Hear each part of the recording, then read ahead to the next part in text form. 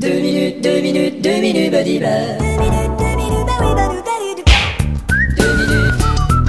minutes, badiba, les 2 minutes du peuple.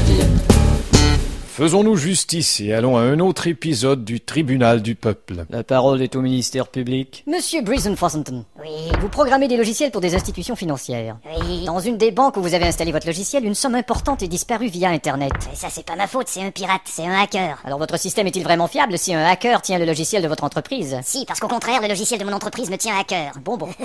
Nous avons essayé d'interroger un de vos techniciens. Ouais. Il n'a pas pu venir, il s'est fait porter malade. Oui, lui, ça lui arrive souvent. Il est un petit peu con.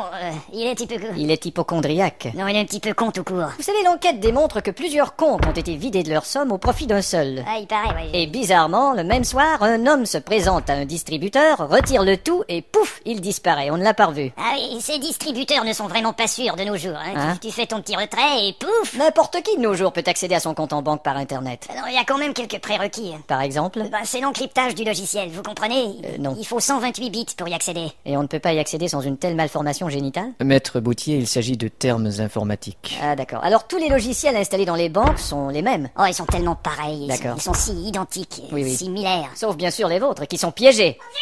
Objection retenue, Maître Boutier. Votre honneur, c'est de la fraude. F-R-A-U-D-E. Procureur, vous êtes un radical. Mais- C-O-2-N-A-R-D. Dois-je vous rappeler, votre honneur, que sa sœur aussi programmait des systèmes pour les entreprises? Oui. Elle a un dossier judiciaire. Je sais. Elle a aussi fait des siennes en informatique. Normal, elle est informaticienne. Pardon?